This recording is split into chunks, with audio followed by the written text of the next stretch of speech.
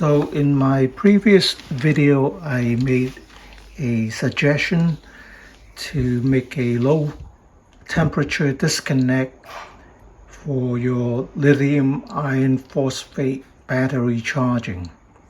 So this is what I would use to control the temperature. This is a W1209 thermostat, and I bought an extra one because the one I had before, I am using it to control a fan for cooling. So this one I'll be using it to control the disconnect for the solar charging. So this board is about $4. It's ridiculously cheap. It has a digital control and the buttons to set. You can use it as a to set the temperature to cool or to heat, depending on what you want. So the instructions is fairly complicated, so I'm not gonna go into that. You can just Google W1209 and you'll find the instructions on how to set the parameters for whether you're cooling or heating. So this is what you would use as a little probe. You can put it where your battery is and it will make a disconnect to stop the charging when the temperature drops below 32. So you can use this by itself and that would be it. You don't need anything else. You need power, 12-volt power, put into these two connectors here to power the thermostat, and then these two blocks here, you just pass positive wire or negative wire depending on what you want to do, and probably up to 12 gauge, and this will be your switch. So when the temperature goes to a certain point, you'll switch on, switch off, and then you will have charging or no charging, or if you're running an incubator, the fan will go on or off. So this alone will do it, but this is limited in power handling capacity. At most it'll be 15 amp. You see this very small relay here, it says 14 volt 20 amp, but it's kind of wimpy. So if you have a bigger set of batteries or a bigger solar charge controller, you need a relay. So I have a few relays here, and this one can handle 40 amps at 14 volt. But looking at the wiring here, these two here, 30 and 87A, which I would need, is only 14 gauge. And 14 gauge can only handle 15 amp, so barely enough for my system. So it's almost, you might as well just use this one here. So the next thing you can do, solenoid or relay, right? If you have a really heavy duty system, you can use this as 200 amp. This I use it for making a welder or spot welder to spot weld my 18650. But this relay, if you have it on, it draws 11 watts by itself, and this is a normally open relay. This relay here is more modest in power handling, 120 amps at 12 volt, and it only draws 3 watts. So this is what I need. So it comes even with a remote control. This is basically a battery isolator. If you live in your car or RV, you can use this to isolate your house battery, the one that you use for your lighting or cooking or whatever, with the car battery. So this is basically what it's used for. And it's controlled by remote, so you can turn it off without going for a switch or whatever. And let me just turn it on for you. Click it. I have it connected to the terminals there, so it switches on. And I have my Echo Flow here. So this shows it's drawing only 3 watts.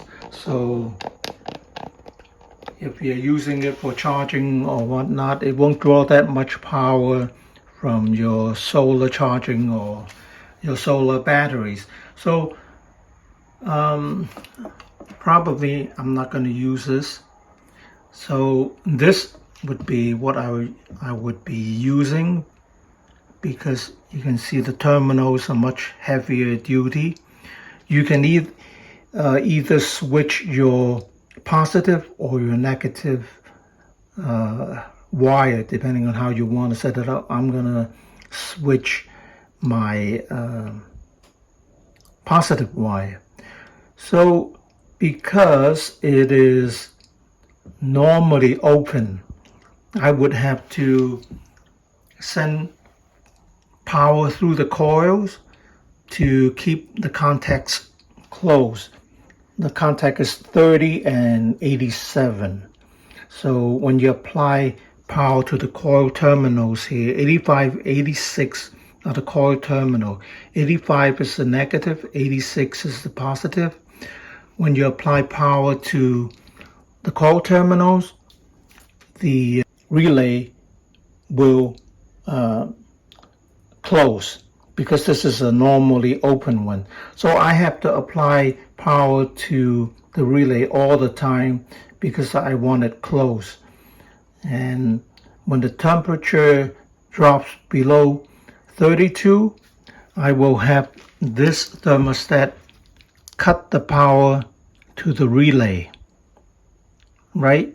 When power is cut to the coil terminal here, the magnetic field would not be there. It will just drop, and then the relay will open 30 to 87. You see here, this will open, and then your charging will stop. So when the temperature goes back up, like they call it hysteresis setting, when it goes back up to 32 or 34, depending on how you want to set this, the coil will be energized again, because the coil wire will run through here, and this acts as another switches the coil current on, and the relay will close, and then you will have charging again. So those are the options that you have.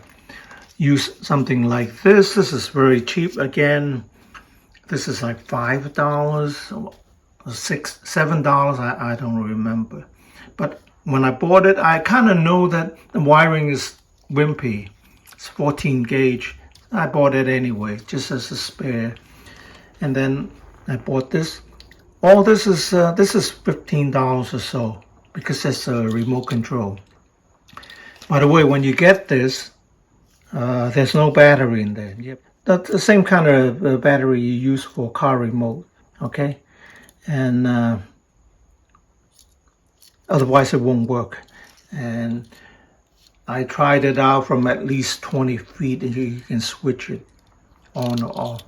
Now, if you don't want to bother with the thermostat, if you think it's a cold day, I'm just going to use this to switch off the charging, you could. But with this, it's all done automatically according to the temperature. And you're doing it for the charging for all your batteries, right? You don't have to buy 5 batteries that have low charging disconnect, right? You just have one relay to disconnect all the charging. So I hope that makes sense, right?